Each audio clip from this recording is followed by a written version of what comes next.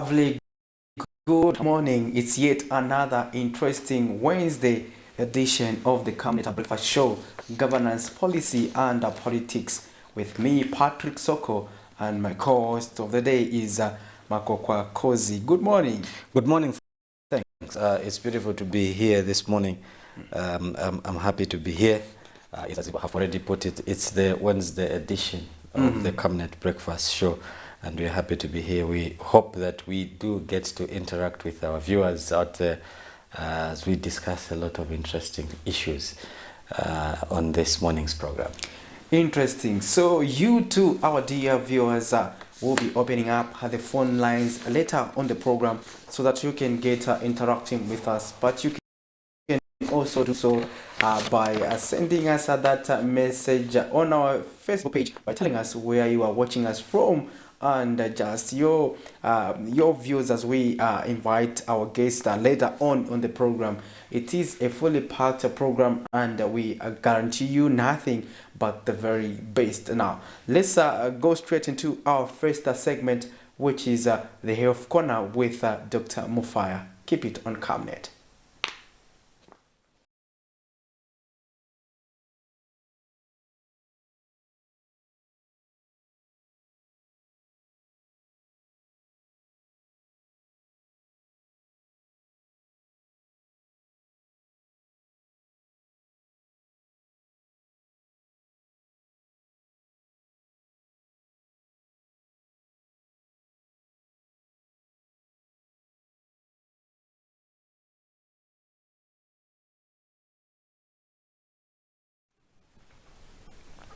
Hi, good morning and welcome to the Health Corner here on the Breakfast Show.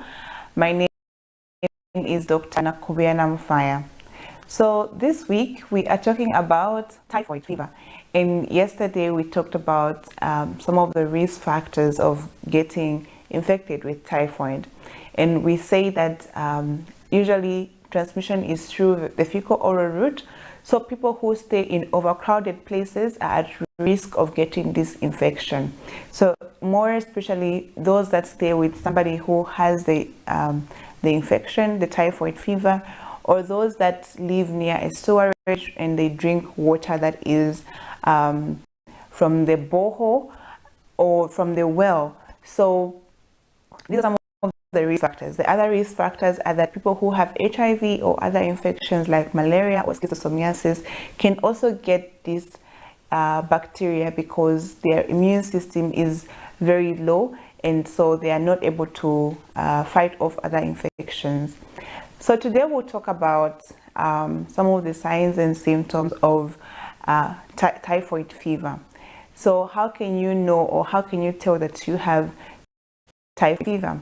So as the name entails, usually they would have fever, and most of the times the fever progresses each day.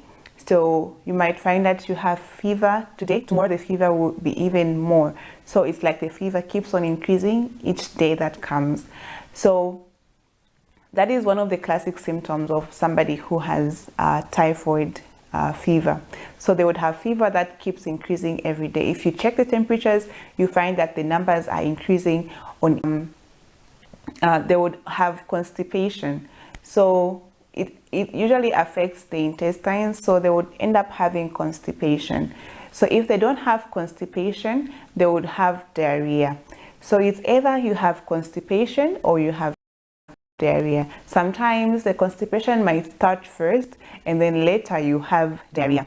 So the diarrhea comes usually in the second or third week, and it's usually greenish, yellowish in color.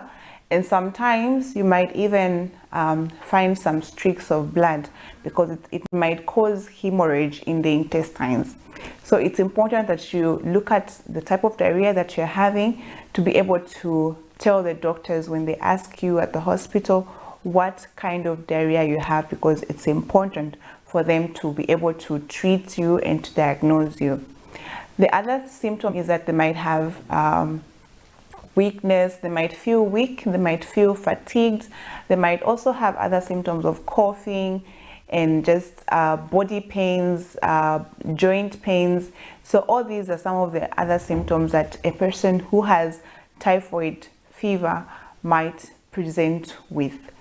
So I do hope you have learned something today. We're talking about the signs and symptoms of typhoid fever. So we say that they would have fever, which usually increases in temperature as days go by. So each day the fever will be increasing. Then also they might have constipation or diarrhea. Sometimes they might have constipation first and then later on they would have diarrhea. They might also have weakness, fatigue, body pains and joint pains. So if you are experiencing any of these symptoms, do not hesitate to go to the hospital as soon as possible. And if you know anybody who has some symptoms or these symptoms, make sure you take them as quickly as possible as well. So make sure you watch tomorrow's, where we'll be talking about how it's diagnosed and treated in the hospital. What are the treatment options for typhoid fever? Is it treatable? Are you able to get cured from this disease? So we want to know exactly how it's treated.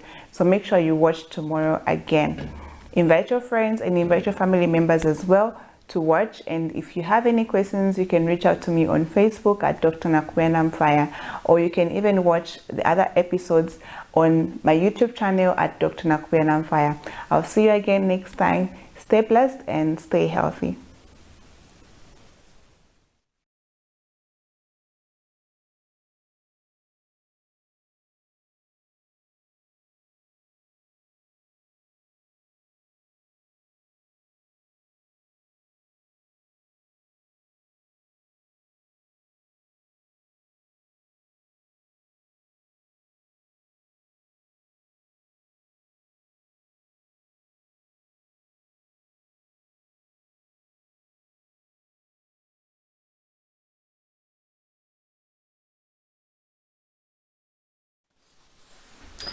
Thank you for staying with us. That was the Health Corner with Dr. Mufaya there. We do hope that you managed to get one or two things there in as far as a topic of discussion is concerned. Interesting. We always have to keep health every day, because health is very important, and we can only function very well if we are healthy as a people. As they say, a healthy nation is a wealthy country. So let's make sure that we take interest in matters that pertain our health.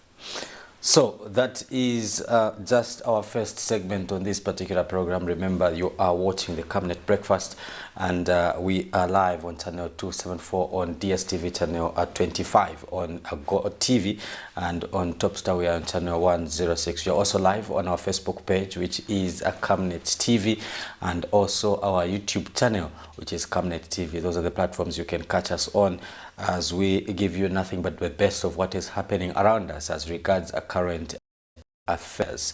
So Patrick, good health starts with you. Yes. Yeah, it does. It does. So if you at an individual basis, you take interest in matters pertaining to your health. Consequently, when was the last time you went for a medical checkup? I can't remember that. But you and me are agreeing here that good health starts with you.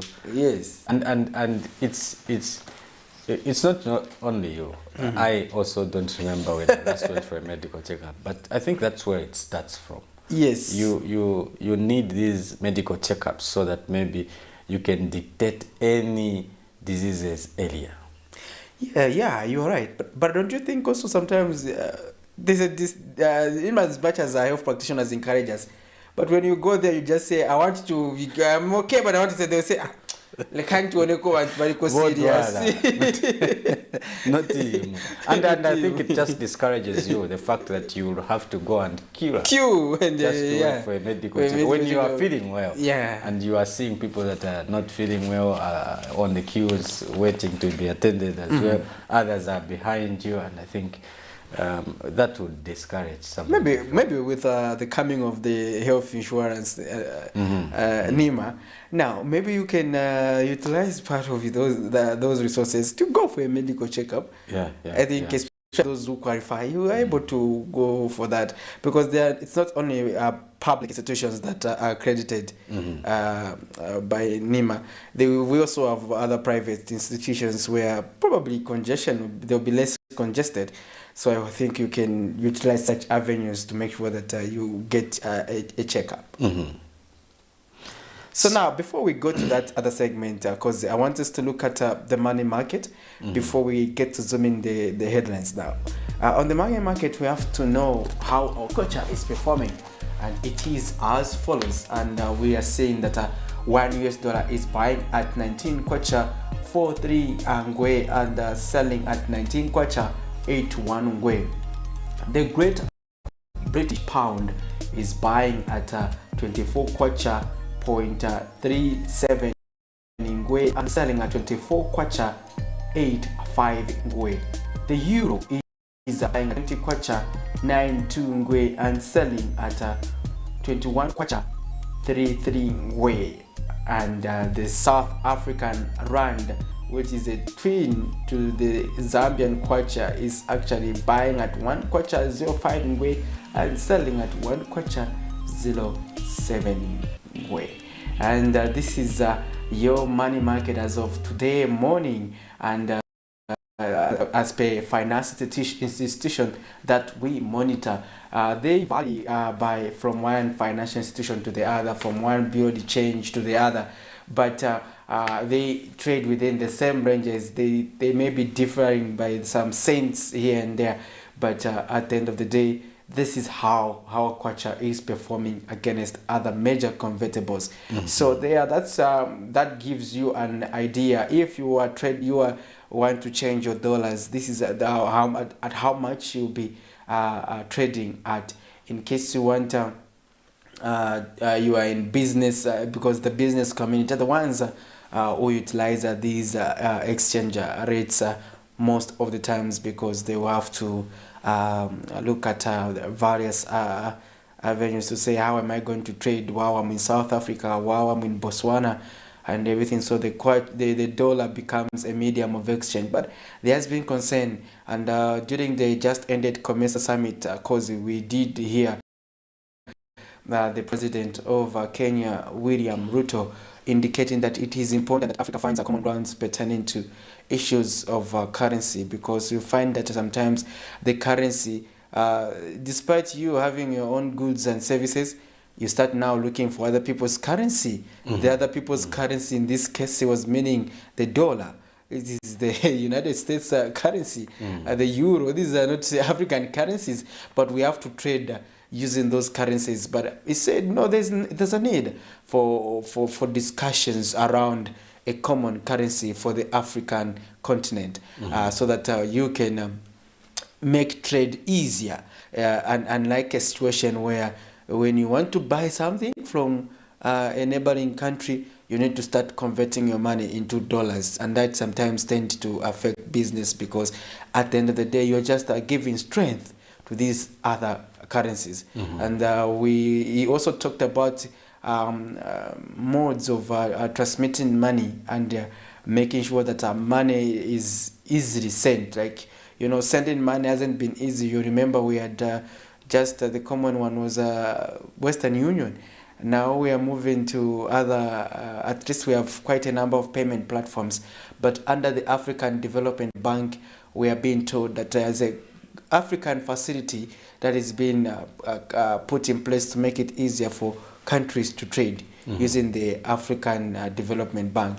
And that is quite an interesting development that would aid continental trade and inter-country trade, because country-to-country trade like Zambia and the DRC, Zambia and Malawi, Zambia and Mozambique, we are going to have easy trade in that regard. And we just hope that the African continent, through the African Union and various regional blocs such as SADC, COMESA, ECOWAS, will be moving with the lightning speed to make sure that they just actualize these important aspects of trade that are important for us as the continent to develop.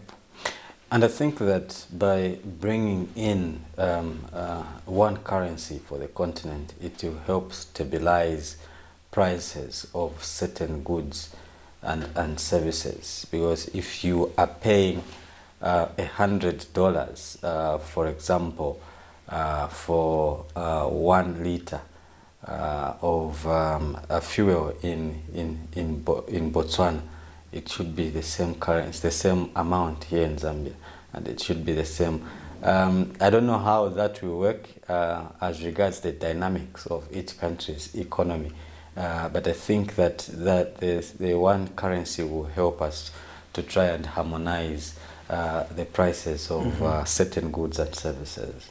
Interesting. Now, what are some of the stories do we have as we look at some of the headlines? We do have quite a number of stories as we zoom in some of the headlines that we have this morning. The first one comes from the Zambia National Public Health Institute, which has called on citizens not to panic as cases of COVID-19 in the country resurge. Now, Institute's Director General, Professor Roma Chilengi, says the resurgence of COVID-19 with more than 84 cases recorded between Saturday and Monday should not lead to panic, but citizens adhering to the set precautionary measures.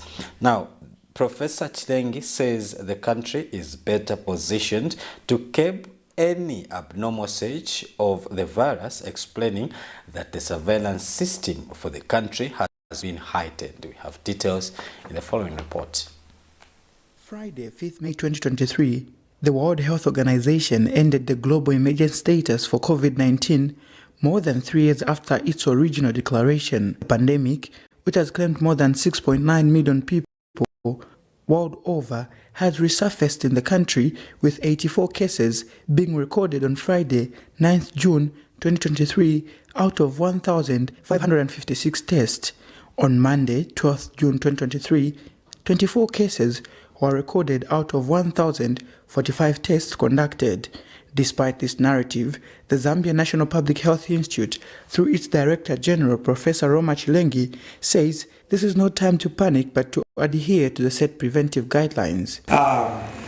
No cause for alarm at public level, but there is cause to be aware and to protect ourselves against possible COVID infection. Basic information really which is critical is that COVID is here. Although it's been announced as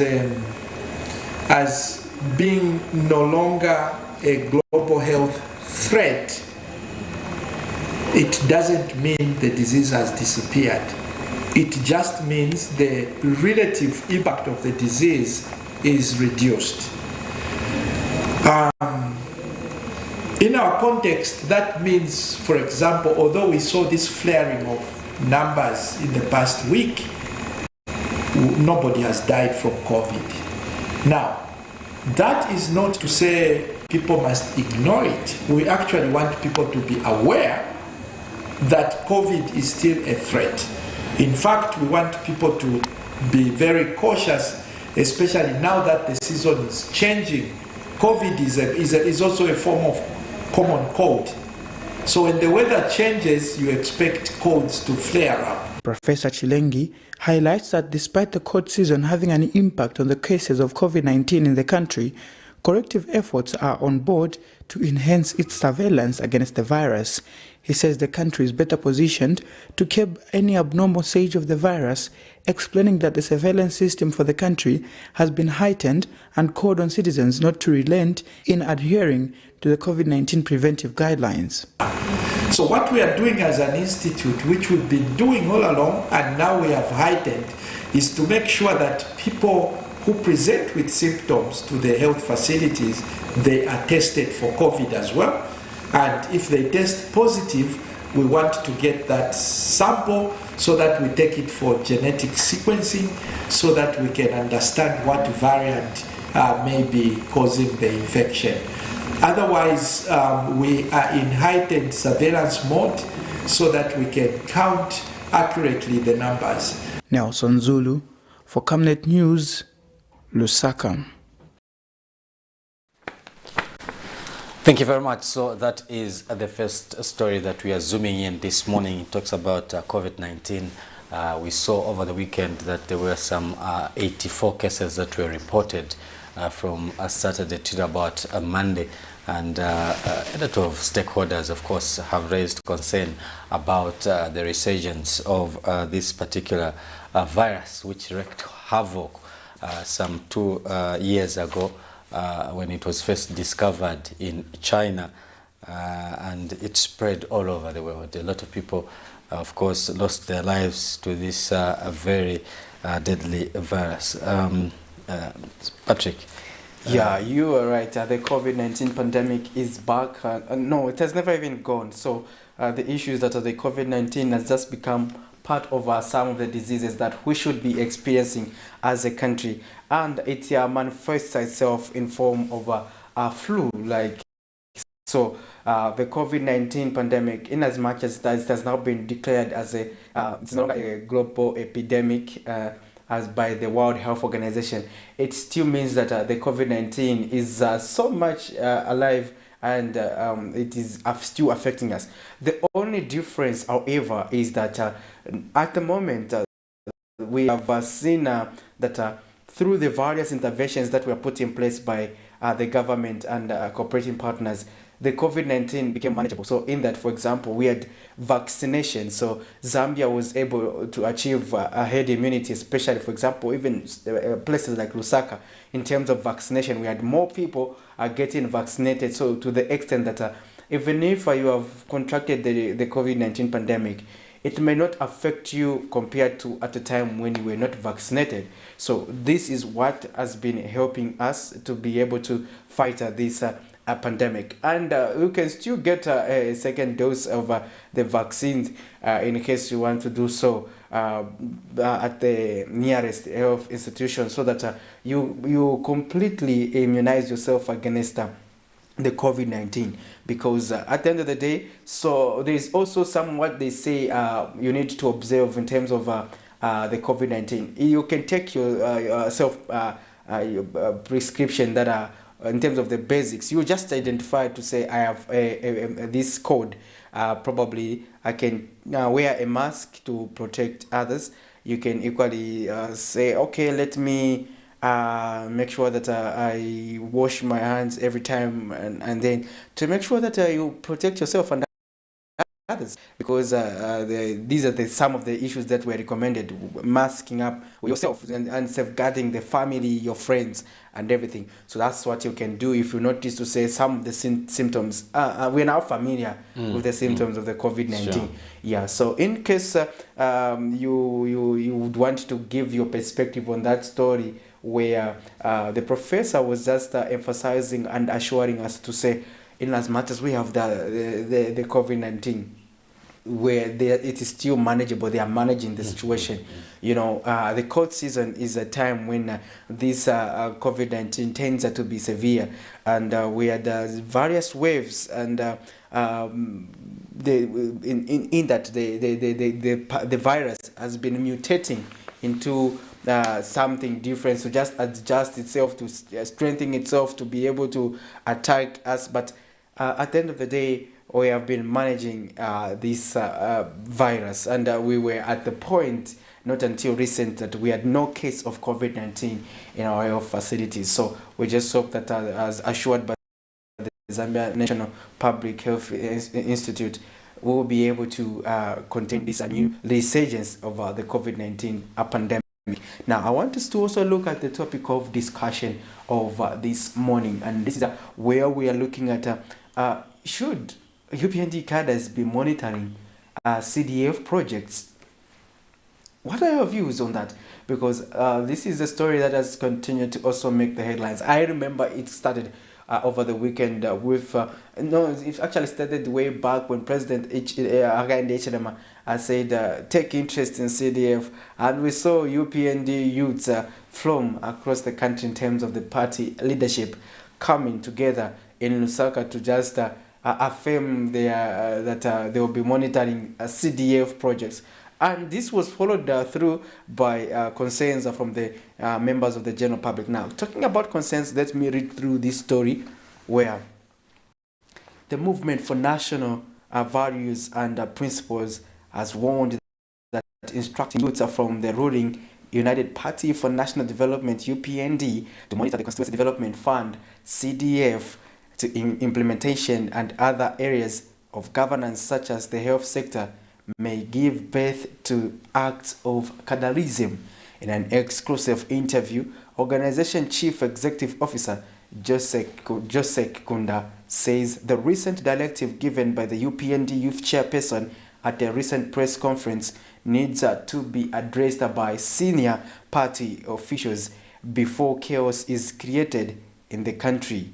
So, however, UPND's Secretary General Batuke Menda says there's nothing sinister about the move as those mandated to government offices have to carry out the vision of the UPND as indicated in the party's manifesto because it is the party in government. So let's get to listen to that report. We'll be back on the other side.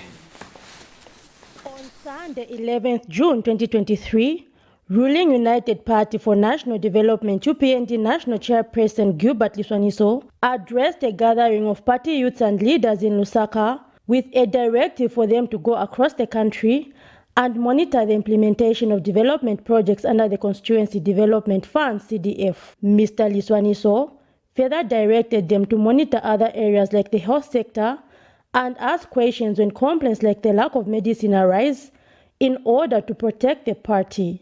This directive has been questioned by some stakeholders like the Movement for National Values and Principles, who through its Chief Executive Officer Joseph Kunda fear that this may give rise to cadreism. Allowing the cadres, the political cadres from a specific political party to go out flat out and do the supervision of the CDF and other developmental projects in the country would simply usher in the rebound of the cadreism, something that is detestful, something that President Hakainde Hichilema has denounced, and we do not want to go back to the vomits of abusing the authorities of the right institutions that have the jurisdiction to run affairs in the country. Meanwhile, UPND Secretary General Batuke Imenda, who is currently in Kapirimposhi District monitoring CDF projects, has backed the directive, stating that it is not in bad faith. We have sent them into government to go and work, including our president. We have deployed him. We have sponsored him from here, from the party, to go and run government. So, the manifesto that they are using to come out with these programs we are discussing comes from the manifesto we wrote as a party. So we are following whether or not our manifesto is being followed in the manner we have directed. I'm a taxpayer. As a taxpayer, the money that you are spending, that 28.3 million comes from my pocket. It comes from your pocket. So why shouldn't you get concerned about how your money is spent? Mr. Imenda says it is the right of every citizen who is interested to monitor development projects. Zipporah Mshala, Camnet News, Lusaka. So there you have it. Quite an interesting story there from the UPND Secretary General Batuke Imenda. But if you think what Mr. Batuke Imenda is suggesting is contrary to your opinion, you can give us that call and share your views on this matter. We are the Movement for National Values and Principles giving their perspective on that, but Mr. Imenda was still justifying that very aspect. So in case you are just joining us, you are on the Camnet Breakfast Show, Wednesday edition, governance policy and Politics with me, Patrick Soko, and my co-host, Marco Kwakozi. And that is the time where you can ring us and get interacting with us and give us your thought on the stories we are looking at on the Zooming the headlines. Now, Kozi, interesting views are coming out there from the UPND Secretary General Batuke Mende. What will be your analysis on this aspect pertaining to them monitoring CDF project? I don't know what they didn't mean about monitoring, but them monitoring. What would be your perspective on that? It's interesting, Patrick. In the first place, when you talk about monitoring CDF projects, firstly, as I said yesterday, it is important for us as citizens to make sure that we do participate in the implementation and monitoring of the projects that are funded by CDF, because it is ours after all. It is these projects are supposed to benefit the people in the constituencies. So it does no harm for you and me to pass through our constituencies and just ask to say, okay, this project, is it under CDF or not? Or okay, how much was allocated to this particular project? Okay, when do we likely to see, if maybe it's a police station, when do we, or a police post, when do we likely to see this particular police post complete? And when is it in operation? If it's a bridge that they're working on, this bridge is going to help people of this area and this area. When is it finishing? And probably how much has been put into this particular bridge? It does no harm, but for political cadres to be given, it seems they have been directed to monitor, to be given that power to go and start monitoring. They might, the people that are working on these projects are contractors. So we hope that we won't hear any cases of contractors being harassed and contractors being given other instructions on the projects that they're working on. So it really depends, as you said, what does this monitoring, to what extent can these UPND members go as regards monitoring the projects that are being worked on in the constituencies? Can we go as far as going to the project site and tell the contractor on site to say, okay, I think you are too slow. Can you quicken your pace? Because we want to see this project done by next week. We want our people to... We need to define how far they can go, I think. But we did hear Liswaniso, the youth chairperson, Gilbert Liswaniso, indicate that we don't want to harass we don't want you to go and harass the people, but go and monitor these particular projects. Yeah. Coming to the side of the party itself, it's a matter of ensuring, because there is a lot of interest and attention on the CDF, because it has been raised so high to 25 from about 1.6. So really, the party would want to ensure that the projects that will be worked on using this money are visible, and people in the communities must appreciate these particular projects, looking at 2026 as well. Yeah, you mentioned very valid points there, Kozi. Yeah, but on the like I said, like the monitoring aspect also has its own element. For me, I feel that may also, it depends on how it is handled, because it may also lead to other challenges, like the boundaries. Do they know the boundaries? Do we have to go and start interrogating contractors? Sure, and sure. Sometimes when you talk about other cadres, especially in the low ranks, they may not understand issues like Mr. Liswaniso would understand, Mr. Mwinde and these other leaders may understand. Others may just think to say, no, let's frustrate our government efforts, maybe without understanding the bureaucracy around that issue. Probably it's not the fault of the contractor, but probably it's something else that may lead to that. But again, we as government, they should. I understand that in as much as the Secretary General was also talking about issues pertaining to the party manifesto. I understand that the government and the party are two different entities. Sure. Yes, because the government has its own mechanisms, and the government is for each and every individual.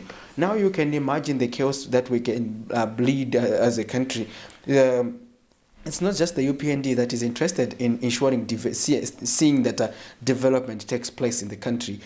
Even other political parties may be interested. Now, what if there are other political parties like let me say, the Citizens First Party want to tell their cadres to say, go and monitor CDF projects now. Now, in this monitoring process, these people start arguing. You understand the confrontations in differences. So now, we are going to see now, we had the incidents where, for example, cadres ended up harassing people at the Ministry of, then it should be have been the Ministry of Works, I remember, where they went to say, you are frustrating, why are you not pushing things, you are frustrating government efforts and everything. And this woman was harassed by PF cadres then while in government.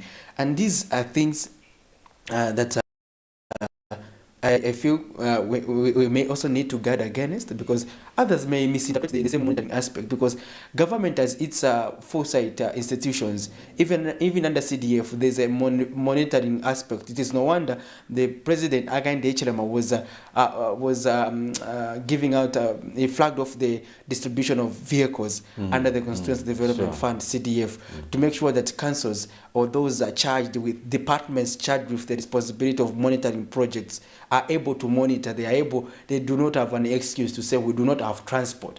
So we have to make sure that we monitor these projects. Also, government as the office of the Auditor General. These are also part of monitoring institutions. We also have the procurement authority. These are government institutions mandated to monitor, because the ZPPA will also have to look to say if people are doing the right thing in terms of following the procurement process. We have the Anti-Corruption Commission, and moreover, the Anti-Corruption Commission is also sitting as part of among stakeholders, sitting to ensure that there is no corruption, even in the awarding of contracts and everything. That is also part of monitoring, which the SEC is providing in that area. Then we also know the monitoring aspects pertaining to non-governmental organizations, the civil society organizations, the church. They are also monitoring, like they do their own tracking of projects against now. The monitoring also, we need to quantify it. What blueprint are they using? For example, when you talk about monitoring, because you have to benchmark to say, this project was supposed to be done, it has not been done. But before I continue on that line of thought, let us pick this call. Okay. Hello, good morning. You are through to the breakfast show. Good morning. Hello. You are Mr. Kawa. Yeah, my contribution is, I think this one was right to say, we have to monitor the project. Why?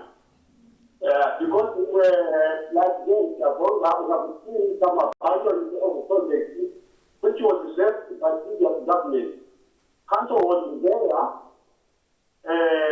the contractor who was making the foundation whatsoever.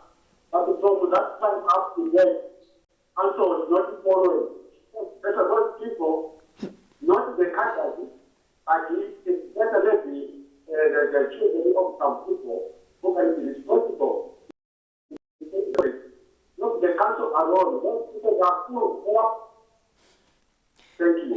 Interesting. Thank you very much for the call. Is it doubtful of the councils? Yeah. But you see, I think he has a valid point when he says that we've seen projects that have been abandoned. CDF project, the next thing, the contractor has disappeared after being paid. They are nowhere to be seen. But we should have a department of monitoring and evaluation, because that is very important. That is why I am saying that you see, this whole monitoring by political UPND members in this instance should be well defined as movement for right. National values has observed. If not well handled, this might lead to the rebirth of cadreism in the country.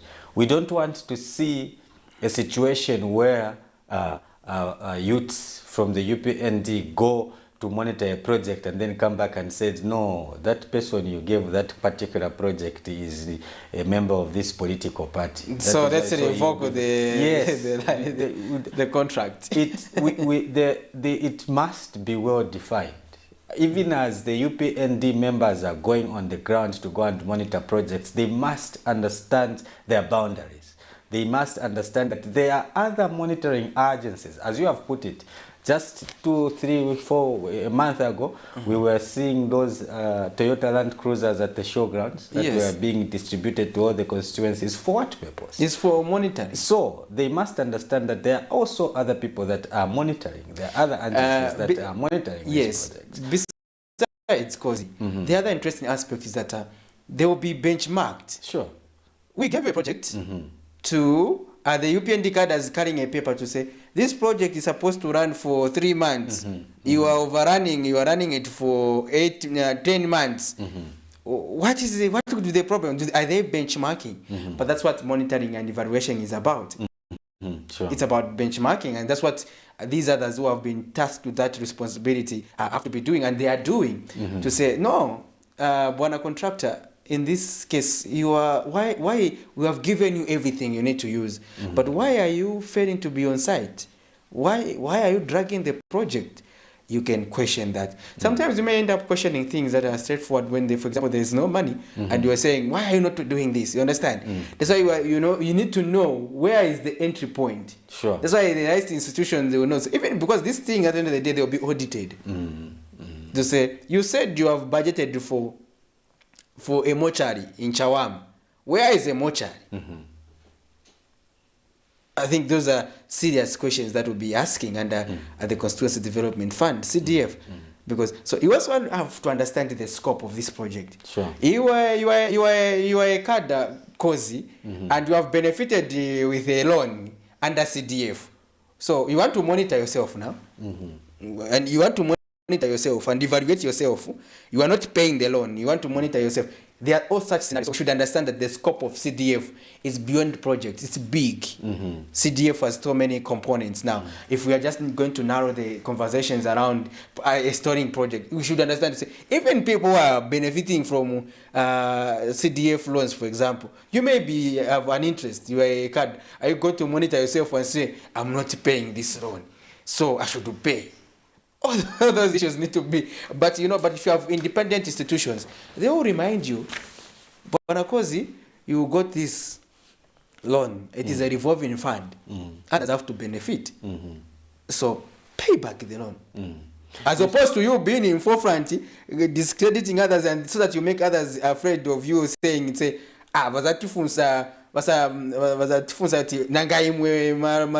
you understand? So all those things we need to be clear about what we want to define and what to bring out, and what constitutes monitoring. I saw yesterday a list of students that were given loans by the Mazabuka Municipal Council under CDF, and it's, as you have put it, the monitoring of these projects by political party members should be, before it turns into cadreism, more regulated, or they should know their boundaries, really, as you are saying.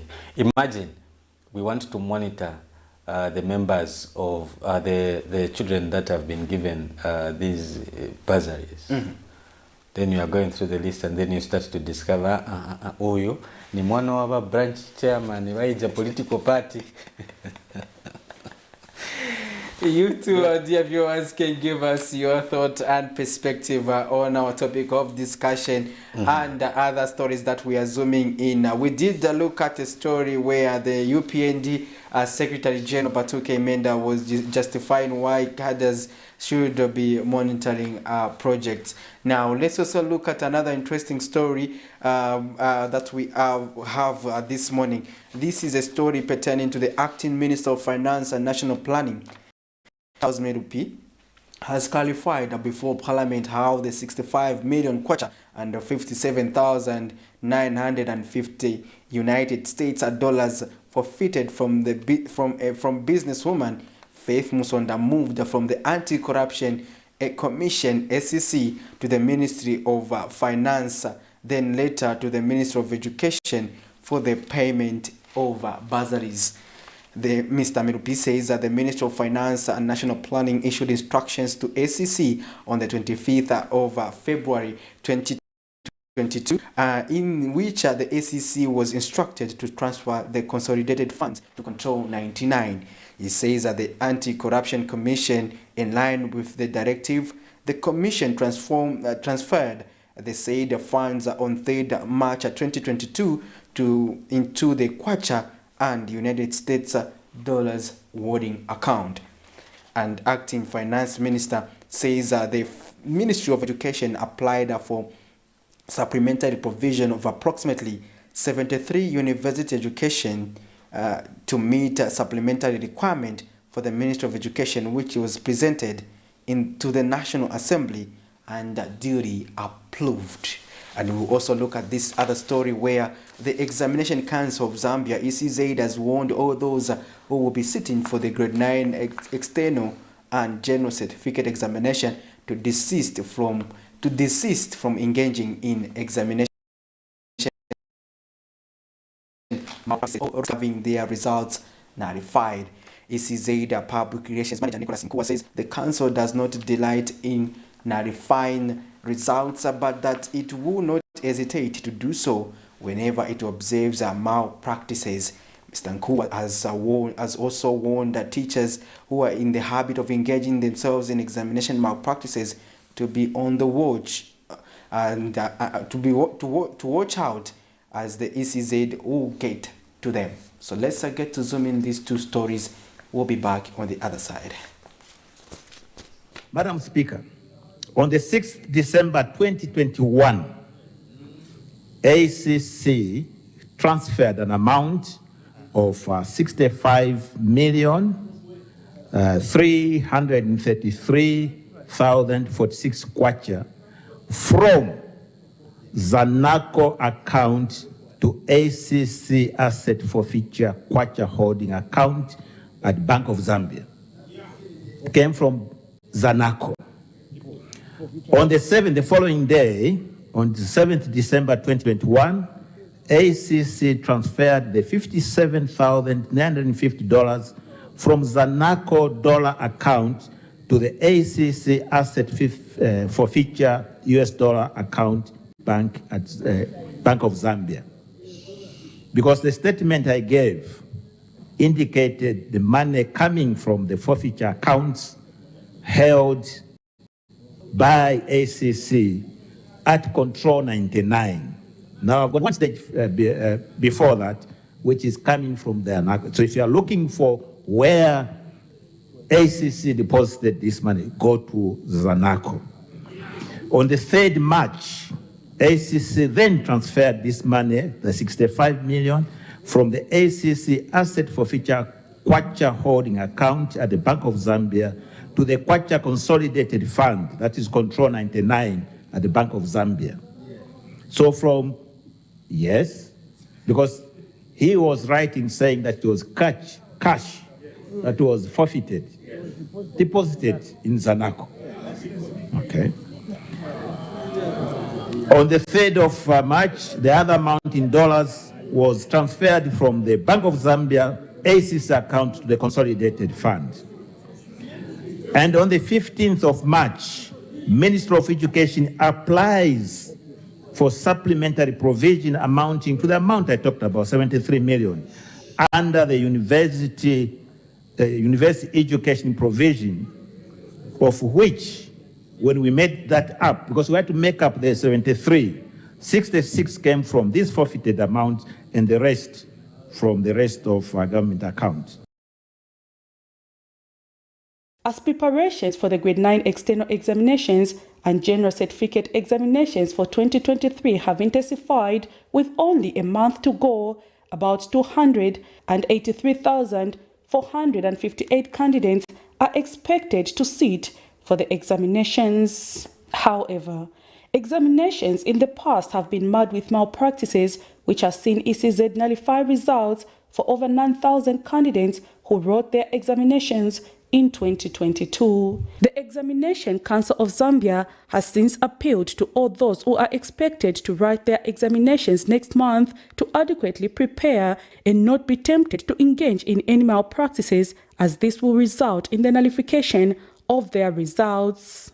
We do not want anyone to be involved in any underhand methods, as it has been said even from the highest office of the land, that when anyone does anything that is in a way underhand, basically they are on their own. So if you involve yourself in examination malpractices and you are caught, or even if you are not caught, somehow ECZ has methods that we use to find that people were actually involved in malpractice. You will be found wanting and you are on your own once we do that. Mr. Nkua also says some of those affected candidates have already started making their appeals to the council, but that the council has ways of determining malpractices and will take their appeals into consideration. A number of appeals after the results were nullified, but of course we will need to get into the details of how many were received as appeals.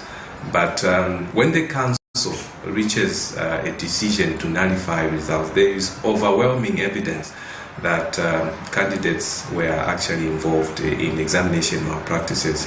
Suffice to say that they have the right still to appeal, and those appeals are still being considered by the relevant committee of council. The council has since reminded those who have plans of engaging in examination malpractices that once caught, they will be barred from participating in any examinations for a period of 2 years, while those supervisors who will be found wanting will be at the verge of losing their employment. Prudence Chota, reporting for Camnet TV News. Thank you for staying with us on the Camnet Breakfast Show, Wednesday edition, governance, policy and politics, and we were zooming in some of the two stories that were making the headlines in the Camnet menus. Interesting stories there pertaining to exams, and wish the ECZ has been nullifying the results for various candidates, and this has been a concern also, Cozy. But don't you think, what about if they are proactive in terms of monitoring? Don't we have invigilators? What's your take on that? Yeah, we do have invigilators, but sometimes in very sad circumstances, we find that it's the teachers that are involved in issues to do with the malpractices. So I don't know if that teachers also includes the invigilators. So I think that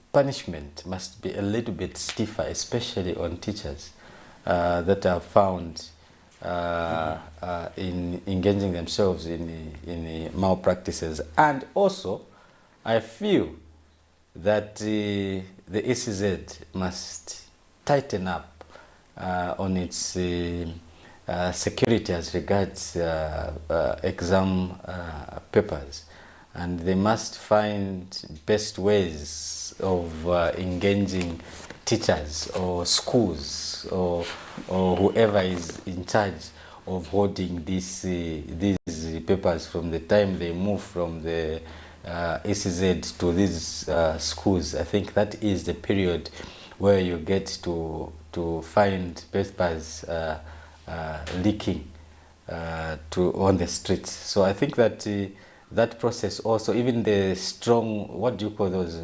strong rooms where they keep the exams, it must be a mandate. Each and every school must have a strong room where they keep exam papers. And if a professional if a teacher is found anyhow in issues of malpractice, I think punishment must be stiff. You are, but however, currently, what happens if you are found in malpractice? You are not to participate in any examination for, is it 2 years? I'll come back again. But again, the pupils are at disadvantage, for example, for 2 years.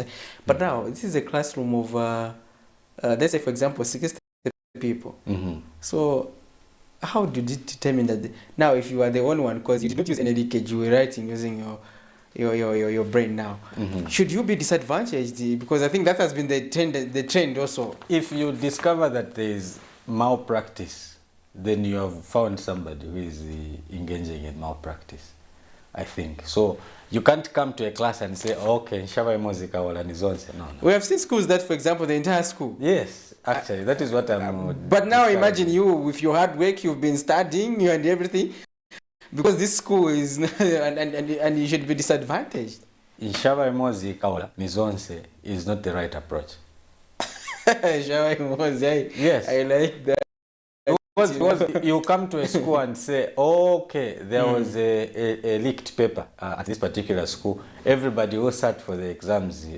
I think we must investigate properly. Yeah, I think, and follow it up. And then you notice that at this point is when we lost, or in this class, we saw this teacher speaking to this student. What was he telling this particular student? So the malpractice starts from here, where this teacher was speaking to this particular student. Or in this class, we found, remember there was that popular picture on social media of somebody who had written, a lady who had written answers on her legs. In this classroom, we found that there was somebody who had written answers on the thigh. On the thigh. Yes. So, how can we say, so once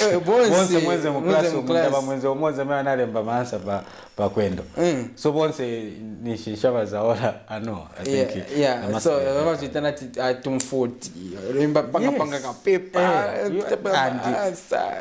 find out. So that person penalize that person. Yes.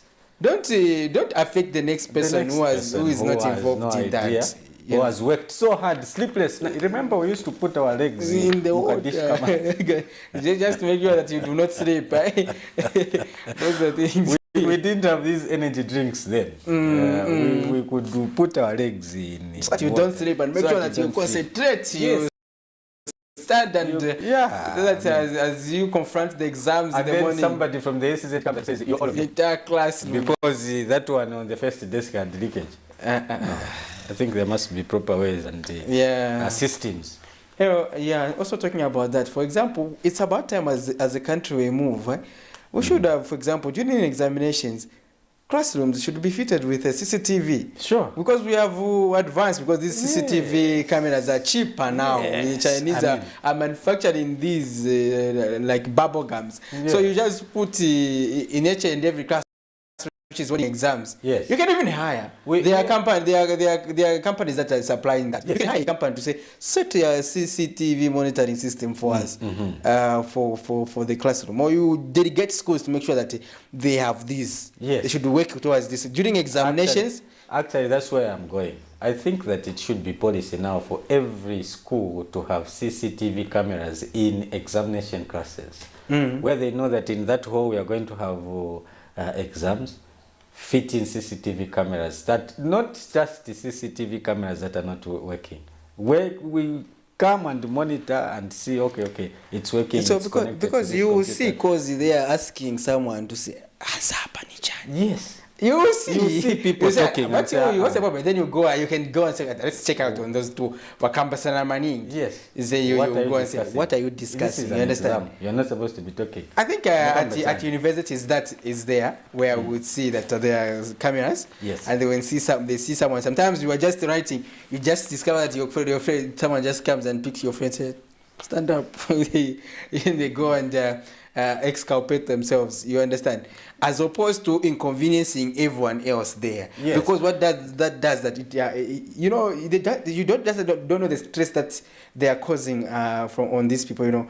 Sometimes GC certificate apply Sure. then again someone tells you to say you cannot get your results. You can imagine the trauma some people may be going through to say you won't be able to write. I know of people who have actually gone through that process. You won't get your result because at this particular school there was a certain class where a certain individual had leakage, and all of us will not get our result. Yeah, and will not participate in any exams for 2 years.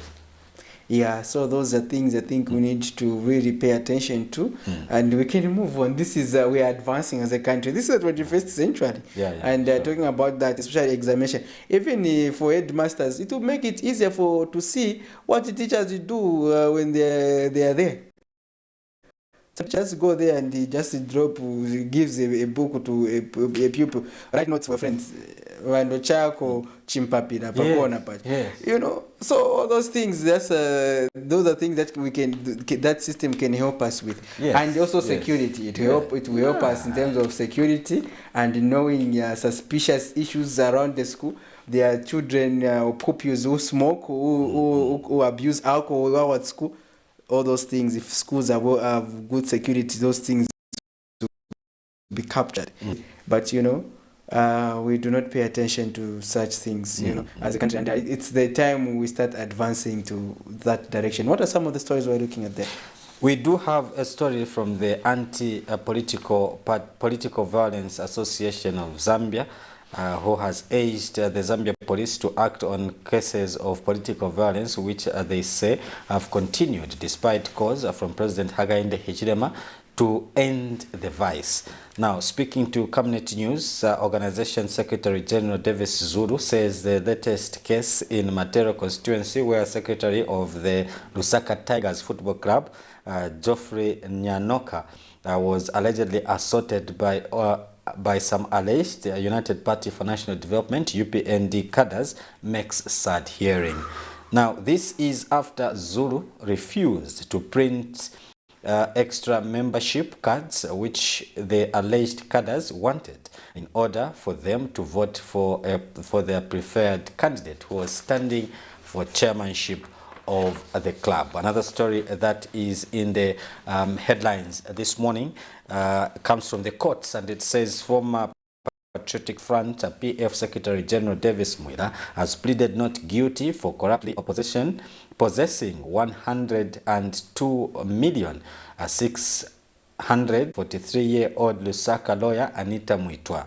Meanwhile, Ms. Mwitwa has also pleaded not guilty for failing to report suspicious transactions in relation to the same amount. Here's a report. This is Godfrey Nyanoka, Secretary of the Lusaka Tigers Football Club in Lusaka's Matero constituency, who says he is a victim of an assault from political party cadres in an incident that occurred Saturday morning. Mr. Nyanoka explains that the club was electing a chairperson, but that only members of the club are allowed to vote. He explains that a named candidate of the chairmanship kept demanding to buy membership cards from him to give to his supporters in a bid to win, but was infuriated after the cards ran out, which led to him being assaulted as the candidate came with alleged political party cadres demanding that the secretary order for the printing of more cards. Mr. Nyanoka says he has suffered internal injuries according to a medical report, which include the damage of soft tissue, neck pain, back pain, and general body pains owing to the assault. And to start with, I think the main focus that brought the focus is the issue of membership. Within our constitution, the voting courage of the chairmanship or the person who is qualified to vote, our constitution is quite old and quite, I think for lack of a better term, I would say quite loose, because it only states to say only a member can vote, and it does not state at what time should the member be a member, even 24 hours, even 2 hours or or 2 minutes before the AGM, someone can vote. So the time that we reached where the vehicle, when they discovered that actually my vehicle was not within the premises of the stadium, that's when now it was like agitating. I think they started hitting from left, right, and center. When I realized that, I think at that point, I knew I'm going to lose the variables because definitely they were going to touch my pockets. I got my 2 phones, gave them to my nephew, got my wallet, gave it to my nephew, who was aside, and they did whatever they thought was right at that particular time. I would be put from this side, the others who felt like he giving me slaps. I think they did as they pleased. The Anti-Political Violence Association of Zambia, APVAZ, through its Secretary General Davis Zulu, has commented on the matter. And we're also appealing to the Zambia police, particularly the material police officers, the officer in charge and your team, to help with the investigations so that whoever was involved in this act of violence to be caged. Because this is a criminal act which happened. You can't attack somebody while he's still doing his or her own job. So we have to do the thorough investigation, and whoever was involved, whoever will be found guilty, to be arrested and charged. Meanwhile, United Party for National Development UPND spokesperson Cornelius Mwetwa says the cadres do not belong to the UPND.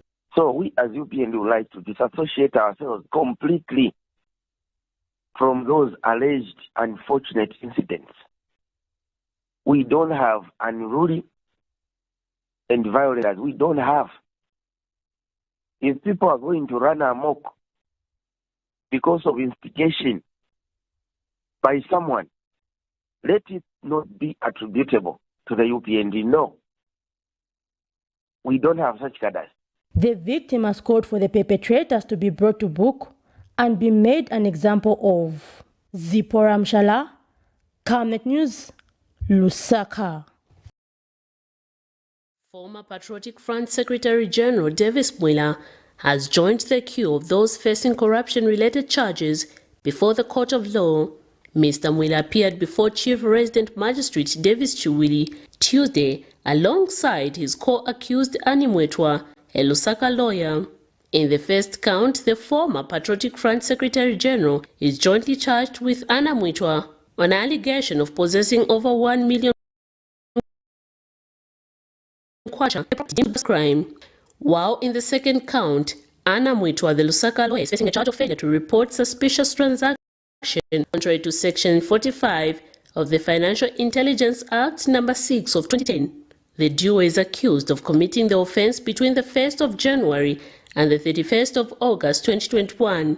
They have since pleaded not guilty to the allegations leveled against them. However, after this matter was adjourned, Mr. Mwila and his co-accused had a difficult time coming out of the courtroom in fear of cameras.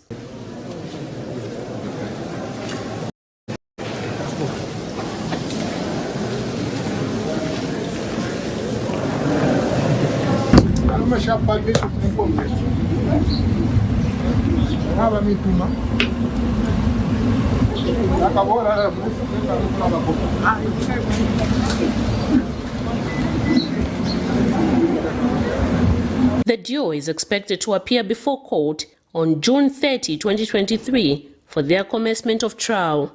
They are all on police bond. Miriam Kaimba, reporting for Camnet TV News. Thank you for staying with us. You are watching the Camnet Breakfast Show. We were zooming in some of the stories making the headlines in the Camnet main news. Interesting stories there from the court, and that story pertaining to political violence involving suspected United Party for National Development cadres as claimed by the victim. And now we have been joined in studio by our guest to help us discuss these stories we are looking at and current affairs. And he is coming from the leadership movement, and he is the Deputy Secretary General, Mr. Charwe Chandalala. Welcome to the program. Thank you very much, Mr. Soko. Good morning, and good morning to all the viewers out there. Thank you. As you are joining us, we were discussing various issues, but we want to first of all pick your thoughts pertaining to our topic of discussion. What would be your immediate reaction to that the UPND cadres should be monitoring CDF projects because they're a party in power and they want to make sure that the UPND manifesto is well enforced? Thank you very much, Mr. Soko, for that question. As leadership movement, I think we have been clear. We don't need cadres anywhere around governance. We have leaders, like as a political party, we have plant chairman, we have ward chairman, we have constituency chairman, district chairman, and provincial chairman. These are structures which, as a political party, we know to say, what do we believe in as a political party? And what do we want to achieve here in George compound as a political party? Not picking anyone, as long as he's a cadre, he has the muscle, he can come anyhow because they're the party in power. It does not make sense. We want people who are in authority, people who are mandated to do that course, to work tirelessly in anything, not bringing in cadres to help the council, bringing cadres to help the police. When we start doing that, believe me, we will bring back the confusion which was in the PF. So the earlier the better. What was long in the PF should belong in the New Dawn government. So we don't need cadres any near these CDF projects. If a cadre is lucky or she's lucky, she got a contract, she got a grant, well and good. But they should not have that privilege now to start moving from one project to another because they are the party in power. It does not make sense. We want the council, we want the CDF committee to work tirelessly without intimidation, without fear or favor. If we do that, believe me, we are going to see how these cadres will dump themselves and put themselves in a position where they belong, not start doing things which are above them. It does not make sense. And as leadership movement, we do not welcome such sentiments from the New Dawn government. They should realize to say the Zambian people voted for the New Dawn government to bring development, to bring food to the people, to bring a good enabling environment, business environment to the people, not putting cadres to the forefront to start monitoring projects. It does not make sense. Let them give cadres what to do so that cadres can be productive. And those people who are mandated to monitor, to evaluate, do their job. That's the only way we can ensure that our projects are safeguarded and the professionalism is there and accountability. The argument has been that it is in line with their party manifesto. Hence, they would want to make sure that those who are in government are implementing and upholding the party manifesto. But what do you have to say about that? Mr. Soko, I'll argue with you. You know, these cadres, it's not that they are trying to promote the party ideology or the party vision. Some of these cadres, I myself, I don't move from one compound to another. I see these cadres, they're not even any near to promote the party ideologies. All they just want is hand to mouth. They just want to make a name because of the political party they're coming from. They have put it on a ballot, lead ballot, a size 7 jumbo, and they think that's the only way to intimidate the Zambian people out there and get peanuts or get money from them. It does not make sense. We want those leaders. Believe me, you, Mr. Soko, in a political party, we have different kind of leaders. Cadres, there are those cadres who are just supporters. They are not even any closer to the power. They are not even closer to power. And there are those leaders who can control those cadres, tell them to say, I want you to do this and do that. So the big job should be on their leadership. What is their leadership doing? If their leadership fails, a cadre can't control anything. The authority lies in leadership, and leadership should give direction and directive to its people. Why should leaders sit back and allow cadres to come on the forefront to say, projects because it does not make sense. Let's respect the Zambian people. Let's respect the majority Zambians who worked up around 03 to go and cast their votes. Our next question would be pertaining to our previous story we were zooming in, pertaining to political violence now. Do you think political violence is still imminent even under the UPND administration? Political violence, even under the New Dawn administration, I think we have seen the continuity of some violence across the country, and the New Dawn government are weak to fight this vice of corruption. Why do you say so? It started with the media house in Eastern Province. I think some months ago, Up to this time, Mr. Soko, I've never heard any report on what action has been taken to those cadres who went at Kanele radio station, interrupted the interview and beat up the journalist. How far has that case gone? We heard what happened in Serenje, where journalists again were attacked. Where has that case gone? Have we heard that culprits have been brought to book? The answer is no. We have seen UPND cadres in campaigns doing violence. Where are they? So it can tell you to say the UPND have no political will to fight violence. But the SG of UPND, the spokesperson rather, Cornelius Muta, was saying that anyone who is just doing violence is not their member, and probably they're just people by just using the blanket statement to label them as UPND cadres. But why are you suggesting that the UPND has been violent? You know, so the problem is that the UPND, whenever there is a case to say, no, their cadres are engaged in violence, they do wash their hands to say, these are not our members. Last time, bus drivers were attacked. They did the same. The same Cornelius Mwito said, no, some members we don't have thugs in UPND. But is he sure? Is he due to tell us that there are no thugs in UPND? It should not lie to the Zambian people. We are able to see, and we know to say, these are UPND cadres. Yesterday, a certain comrade who was aspiring for Nado, is it Narusanga award in Mombo, went at Kanyama police station where UPND cadres are in cells because of the same violence activities. But why is it that the UPND, the leadership, the top leadership, is detaching itself from these grassroots members? They are their members. Their compounds, communities knows them to say, our belongs to UPND. Imagine they were here today, Mr. Soko. People need to say belong to the leadership movement. So ngana kucharala kule pomnyole market na umuntu. Nangishwe leli galia. Wala that bachandana na leadership movement. Nangwambona fie pali badama le pangoro buli. Na wakwata ma blessings and they say about leadership movement. What we need the new government is to take action, and they must be responsible. They should not be saying no they want to be. What they need is to get back to the grassroots. Even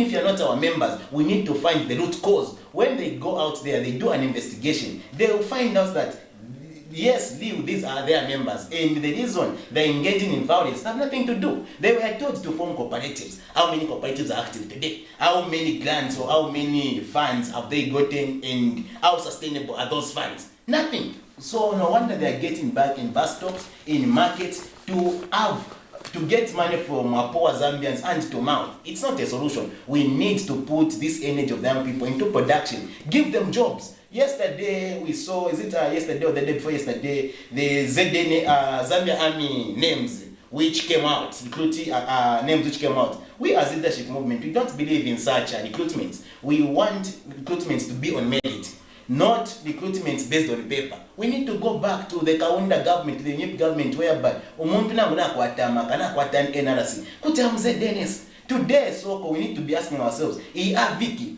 etupangira imisebo mno Zambia. We share any private company or any state-owned company. AVIC is a state-owned company. AVIC is run by the Chinese government. But if from Zambia, we have ZDNS, we have the energy of the young people, co-boys at Kamwala, co-boys in Chiwolia, in Mandevu, who are doing nothing. All we can bring together, take them into ZDNS state farms, ZDNS mine, and those who have talent, take them into ZDNS construction. So that these schools we are seeing, the new government are constructing on a price which is, which we can't tell. The same prices which we are condemning from the PF has continued. Recently you saw what happened in Zichtambo, where the UPND Deputy Secretary General Mr. Emenda Oz, where is so CDF projects, poor manpower. I've been seeing this. Imagine someone tells you to say, we managed to procure 2,000 desks at a cost of 9 million. Imagine, that's jokery, and we need to believe of ourselves. How can you purchase desks locally, not abroad, at a cost of 9 million, 2,000 desks? We must be joking. We need accountability, and we need to ensure that all those perpetrators who are exaggerating prices should be brought to book and be sent to jail, so that whoever there is a kunuma, we also see to say, badanga kutibawekata, who am I not is a kunuma. If a minister can be arrested, who's the teacher not to? If a minister can be arrested, who's a police officer or a teacher not to be arrested if he or she is found practicing corruption? These are the things we need. We need a deterrent. I want to take you back to the issue of recruitment, where you said that the leadership movement does not believe in this process that was undertaken for this particular recruitment. Where did this particular government go wrong in terms of doing this recruitment, as you keep in mind that they were looking for 5,000 to be recruited? How best was this supposed to be done? By now, as a country, we should not to say not only people with papers will take this country to its greatness, even those who are not educated. We have Zambians who are holders of voters cards who are not educated. They ended up in grade 2, they ended up in grade 7. So as a government which cares for the Zambian people, we should also consider such kind of people. Today, I myself, Chandara, I believe in the energy of the young people. Even if someone is not educated, he or she has something to contribute. All they need is a leadership which is focused, which is creative, and which sees potential in their energy. So what do you suggest would have been the best way of recruiting these people? Our suggestion was, bearing in mind that we have people that have been to school, people that have grade 9 certificates, people that have grade 12 certificates, and people that have gone to college, who are all on the streets looking for employment. How best would we have gone around this particular problem, only to recruit 5,000, but include even those that have not been to school, but have the NRC as you're putting it? How it is first, all these policies should suit the vision and the ideology of the party. As leadership movement, we believe and we have been advocating to say what we need today as a country is production. And today God has blessed us with the energy of the young people.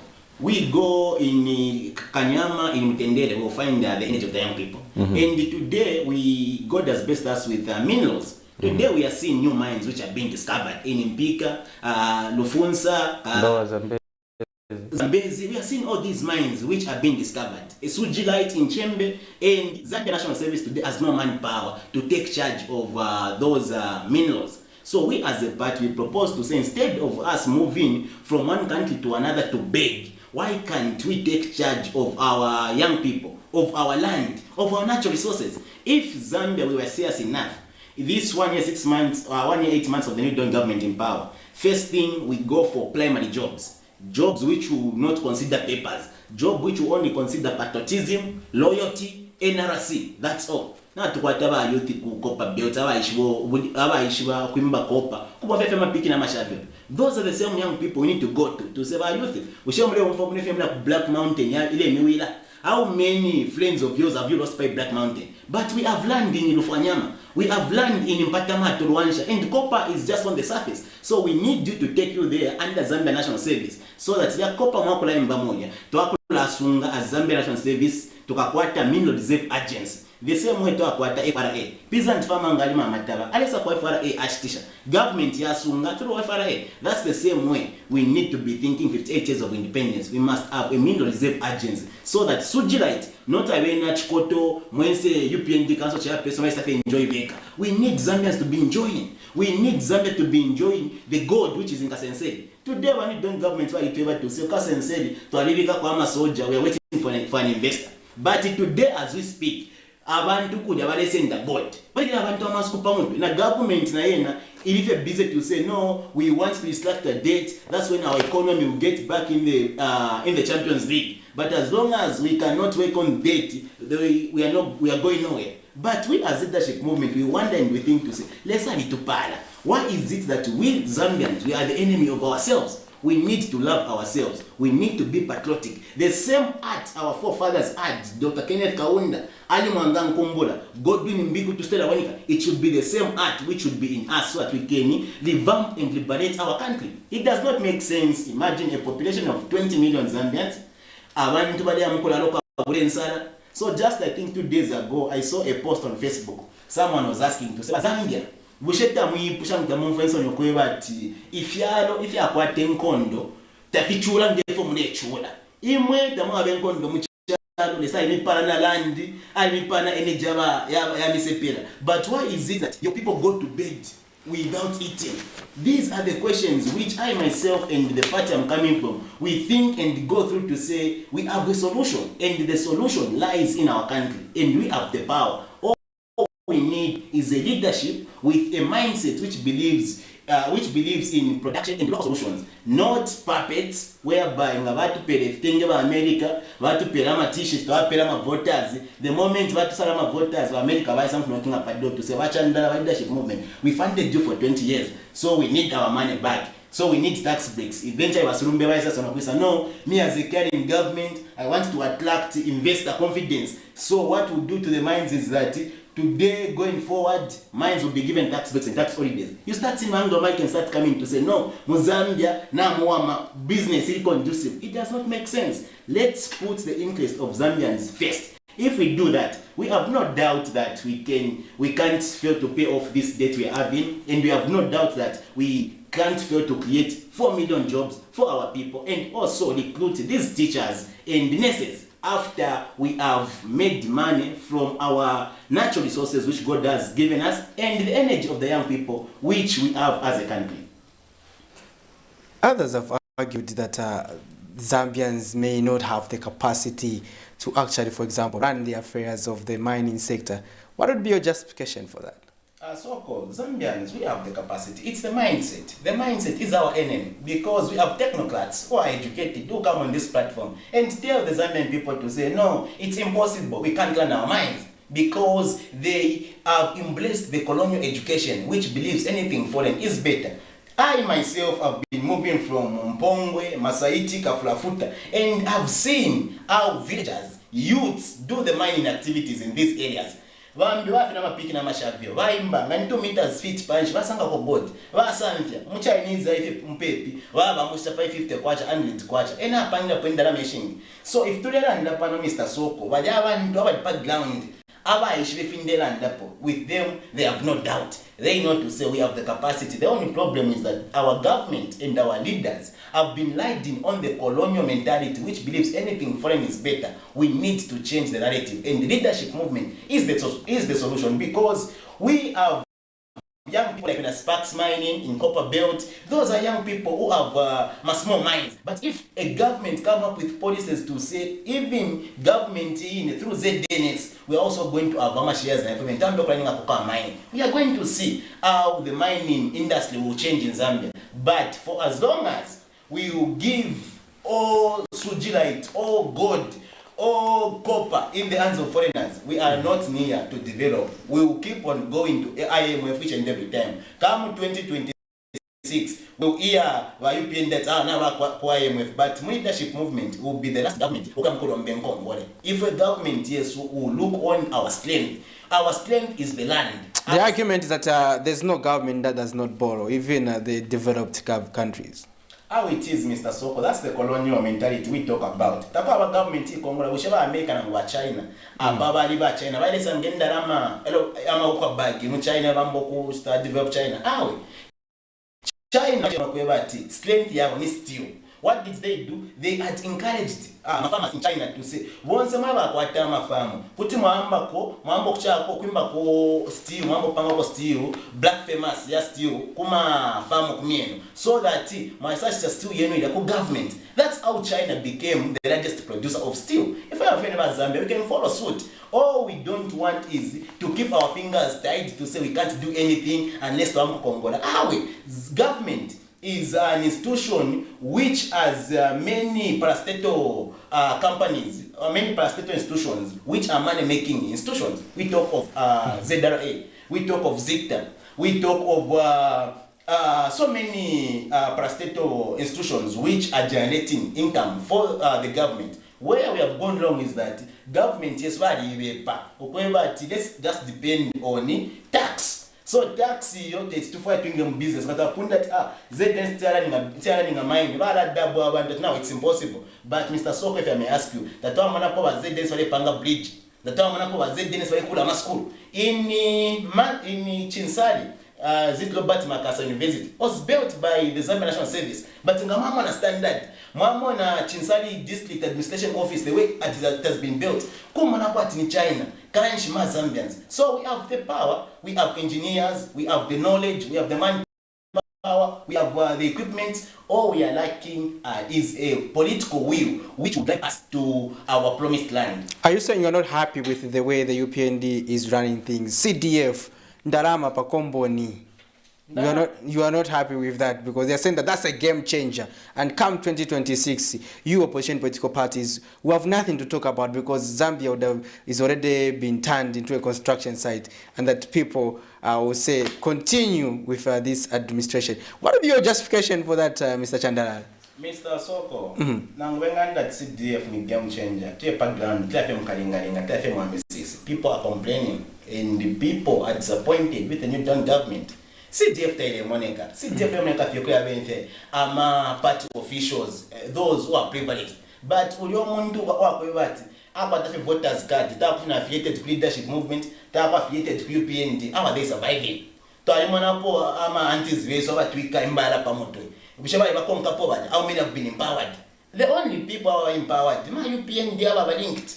One to our empowered. But if we have a leadership movement, the only way this CDF can be a game changer, we must think of huge projects. We need industries here in Zambia. This money is issuing CDF has the capacity to set up a project in a constituency or in a district. Number government, yes, consumption. We must be productive. Imagine Lusaka has how many? Has 7 constituencies. So these 7 constituencies, each constituency, it's holding on to 28 million. So that was calculate 28 by 7. Lusaka district now equator close to $1 billion.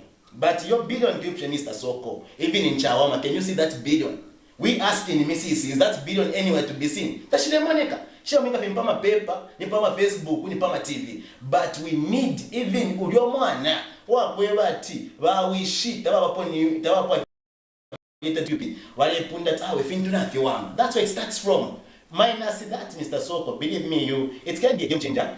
But what the Zambian people want and what the Zambian people expect is different. This MCDF, we have said to say, no, we are decentralizing. We are giving the power to the people. So if we are giving the power to the people, why is it that we have also dedicated that money to say, in my constituency, 1 million, Makula Palace Yamfon. In my constituency, when you see DF to me pay, 1 million, Master Ambulance. When you see DF to me pay, 1 million, Master Alandi Kuluza, Yakuta Monitor project. Money in a CDF to me pay, and 1 million, Master Landi Cruiser Bakapokon. Now, my son, my expenses, government, CDF, central government, CDF, or 9 to 10 million, knife mark. You know, some that was my project's number. I'm a community master proposed to say, if I know, to a for many years to talk about the so to therefore, a question that CDF, Spandio Museo. What's Valen Babene, Valet of your minister of Quiva Guarding Combo, Vasta Proof. If you're my engineers or society, it has taken years. The issue of material member of parliament to Katane Road, that has been an issue because that road was approved last year. Until now, it has not yet been worked on. But we are told to say the council has money, material constituency has money, and the money is ready for such a project. So this same game changer, Soko, I think it's the other way around of just trying to blackmail Zambians. So that come 2026, ngabafirwa okuchitofu abena Zambia barefwa bakabeba fetusita ibe pere CDF ifwe tatu aliko so nobody constituency landena wa constituency chairman ba committee ba CDF chairman eba milekelesha but we as a government UPND government to aim say include CDF it doesn't make sense. CDF they are benefit if you want see to them for back take what is supposed to say I want to increase it to 57 million is it sure? Why say constituencies? Not only a politician. Why ACC should find interest in also start investigating CDF committee chairman and also the CDF committee because every corruption in ground. All they are doing is following previous governments. While our government they are also corrupt and the ACC has no power. It doesn't make sense. We can do better as a country. Well, our dear viewers, you are watching the Camnet Breakfast Show, and in conversation we have the leadership movement Deputy Secretary General is Chalwe Chandalala, and we are discussing various issues pertaining to governance. And our topic of discussion is scrolling on your screen. In case you want to join us by giving us that call, you can do so and interact with our guest this morning. Now, interesting. We also want to find out, others have argued to say these are political parties are not competitive on the ground, including the leadership movement. How can they win a general election? How it is, Mr. Soko, Zambians, you know, when you're outside, you're not in the pitch, things seem to be simple. And you seem to say, you know, we as leadership movement, we are coming from a private sector. We are not coming from the public sector. So we the leadership movement, some other person public for a long time. So guys have a platform, eventually people go there because but if we not issue. So our strategy is coming once we are given such platforms. We are here on Camnet, talk to the Zambian people. When the Zambian people are convinced with our agenda, they are calling. And the leadership movement membership today, Mr. Soko, as we speak, we are glowing. We are glowing, and I have no doubt that by the end of this year, in all the 116 districts will have structures, because the Zambian people in 2019, 2020, 2021, they never gave us this attention they're giving us. Leadership movement are just jokers. Whenever I feel vote, can't you join UPND or PF? People thought we are surrogates. People thought we are sellouts. But today, after elections, we have continued with our consistency, and people now are seeing truth in us, and people are gaining hope in us to say, I think leadership movement is the solution. They look stable and they know what they are talking about. So with time, Mr. Soko, I can assure you, we are on the ground. We are everywhere as we speak. Today, I'm here on Camnet. Our national chair is in Kasama as we speak, and also our provincial chairman in Copper Belt.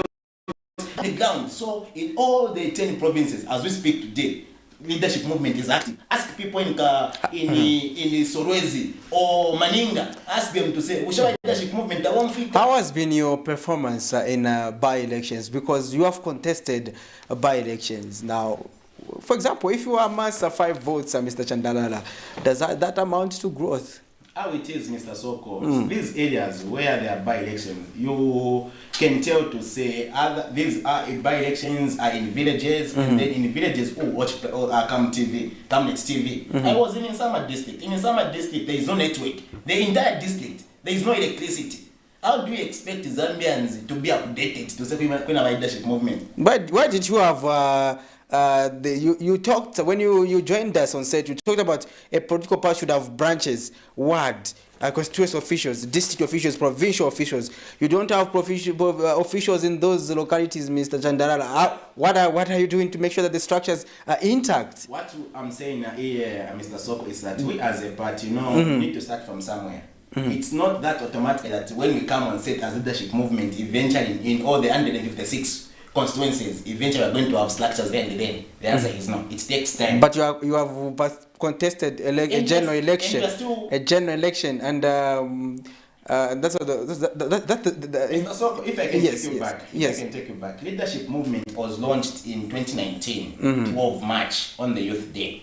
And then in 2019 to 2021, you saw how the political space was. Leadership movement campaign leadership movement, we are the victim of kutobere imetoka. Kungombe baitobere imetoka. Kubawaleni baitobere imetoka. Kwa misisi baitobere imetoka. So we were the victim. So we never had that power to go on the ground to mobilize. Ngamu apitafe pa market na ufara fe the leadership movement to let no kumwa. If it can be, but no since not change the government. But why weren't you using the watermelon arrangement where you were mobilizing, but you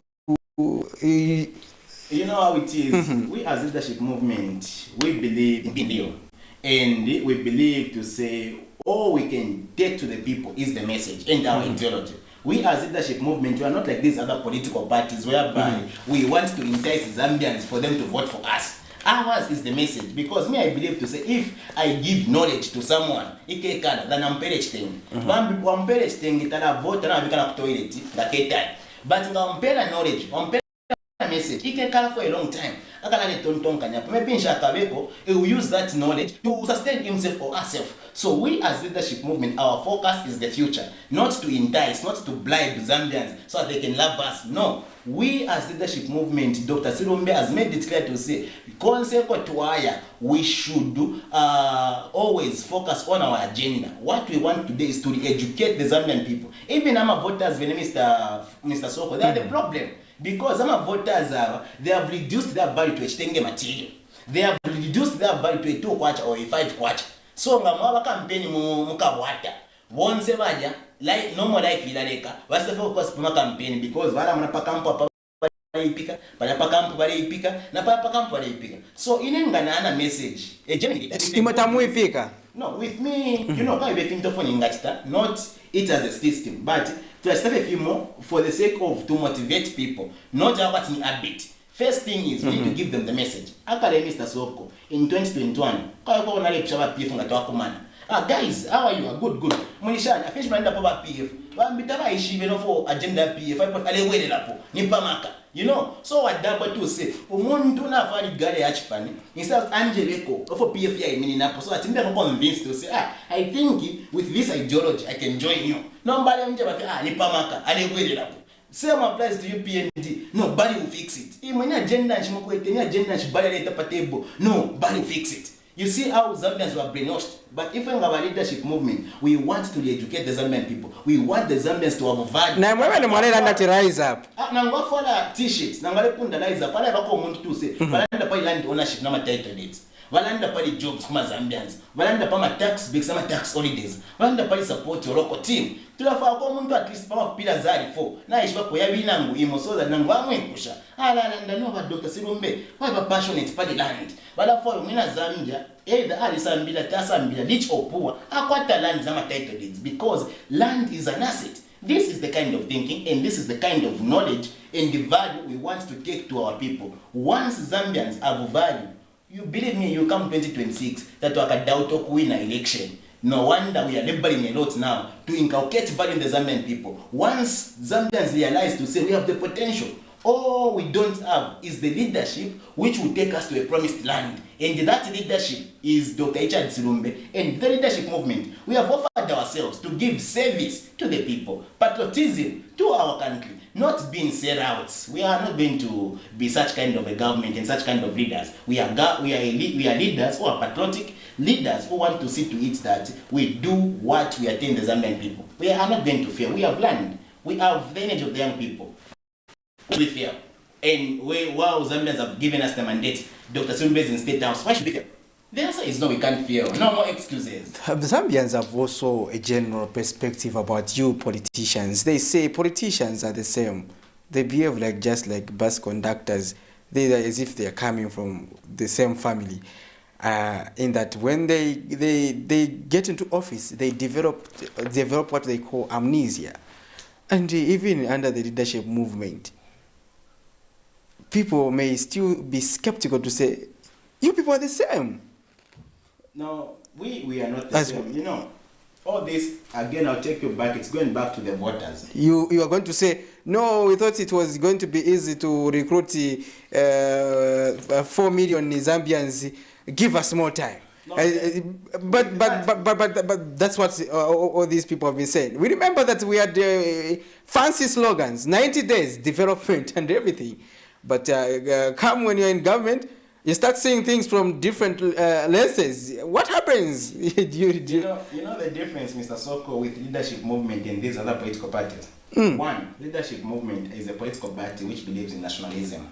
We don't believe in the foreign aid. And leadership movement, first and foremost, we are not funded by foreigners. We are not funded by any outside. Which political party is funded by foreigners? You know, we have seen political parties, Mr. Soko, even the UPND, the Patriotic Front. We have seen their funders. The UPND were being funded by Benavendata, Anglo-Americans. They have been funding the UPND since 2000. You know, And seriously? I'm telling you, you know, since 2000, you know, we know UPND has not been using their pocket money to do party activities. They have been having funders. We have seen so many political parties have been having funders. As we speak, I think Leadership Movement is the only political party here in Zambia which is just being funded with its people locally, not outside. You think Mr. Tembo is also being funded by people? I can't speak on behalf of other political parties. Because you said the only political party. Yes, I can point that to the PF and the UPND because these are big political parties and we know what they do. So I shouldn't now start reducing myself to start talking about because you mentioned an important aspect that that's why we are making fun of. You said the only political party. Then our assumption is that the party led by Kalaba, the party led by Madam Chishara Kateka, the party led by the others is also they are also entangled on that. Let me not talk much. You remember the issue of Benakalaba? Or do you want to rephrase the general context? No, you remember the issue of Benakalaba? They have been funded when they were more DP. They have been funded by Benabushi. Were you not aware? We were aware as a party. So we know to say, I am a political parties, required a foreign hand for them to do their activities. Indirectly. They cannot show to their people, but indirectly they know to say, I need the funder from South Africa to give me Indaramaya fuel for me to move from Lusaka to Mansa. These are the things which happen in Zambian people do not question. No wonder ngabaisa mkuteka bala chinja 300 degrees Celsius from their promises because baba never funding baba pele ndarama baisa pate bonomba baje na ifwe and then you expect to put Zambians first. No, I'll put people who are funding me first. Baba mpele fitengi inshebe na Zambia baba ifaira imo fitengi baba ile imo bwali bwambushi baba ile imo blow ya chicken fish balalan. But so You mentioned that Zambians are facing difficult times now. You mentioned that youths are selling their gold at as low as 50 kwacha to Chinese on the copper belt. You have lamented how Zambians are suffering. How is the leadership movement managing to fund its activities? You have mentioned that your national chairman is in Kasama right now as we speak. You have mentioned that the activities on the copper belt. How are you managing to do these activities as a political party, considering the fact that you are not getting any funding from any outside? How are you managing in this very difficult economic circumstance? How it is, you know, when you have a plan and have a goal, nothing is impossible. You're not to say, not what my resources are known. And when you have little resources, they might look as if you have enough resources when there is prudence. So we as a party, we know our strength and we know what we are doing at the moment. We know for us to attract Zambians out there to join the party, we need to be vocal. We need to be on every radio station, every TV station to attract Zambians to buy into our agenda. Once we do that, next year it will be a different phase.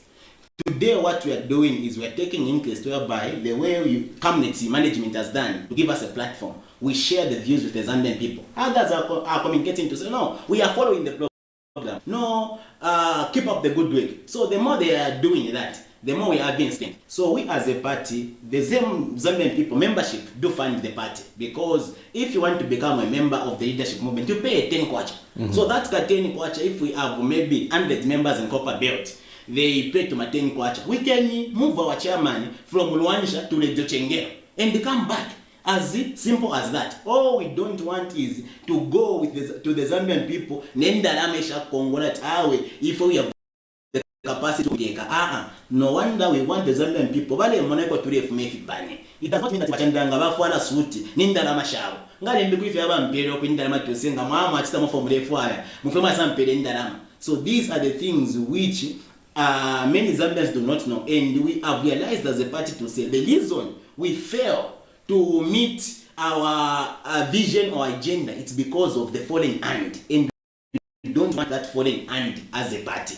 We want better. Mr. Soko puts in a 10 kwacha. I'll give you a 10 kwacha, or I'll give you an 100 kwacha. That's how we are supported, and that's how we are doing. But amongst the members, there could be interested members who may want to, within the Zambian community, for instance, they say, let me fund this person when they form government. They should remember me. Give me more contracts. That's what I'm saying. What do you do about that? By Zambians who are members, because someone who's not a member cannot fund us. You know, someone who's not a member cannot just say, why leadership. Because as you grow, you may be attracting Zambians who are wealthy. Definitely, we are even attracting because we have members who want to contest as MPs in 2026. We have members today who want to contest as mayors in 2026. We have members today who want to contest as councillors in 2026. So the leadership movement family is growing. The way we started in 2019 and the way we are today, there is a big difference. And believe me, there are people with financial mass who are coming, not from outside, but from within our party, who are saying, in any member, what leadership movement, I repair the watch membership. So, even if they say in exchange, make sure you give me more contracts when you win elections. How it is, Mr. Soko, if you think to fit about you as leaders, and we need to know who pay penalty for penalty. The reason former politicians don't come sell out, and it's because of the fast money. That we need to have that art to be patient. And we must have a goal. For how long should we be where we are today? We must have a plan. Number of leadership movement, party to take many years for us to get there. Our jumping mu UPND. Mu UPND yafa, wa jumping mu PF. PF yafa, wa jumping mu chipani chindi. Mesa msangati system from 2000 to date ni system we moine.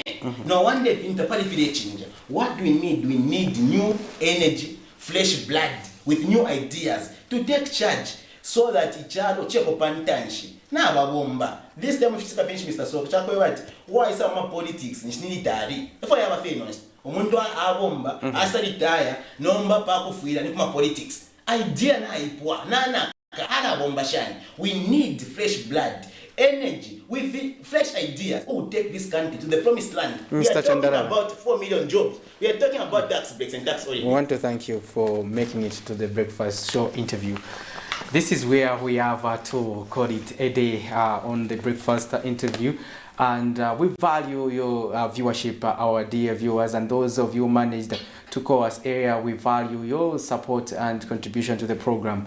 And always remember to keep it on Camnet TV. We continue with good and effective programming. Don't forget to catch the lunchtime cafe at 12 hours and we start with the menus at that time. Right now, we are going to excuse the screen until tomorrow when we come with another interesting episode of the Camnet Breakfast Show, Governance Policy and Politics.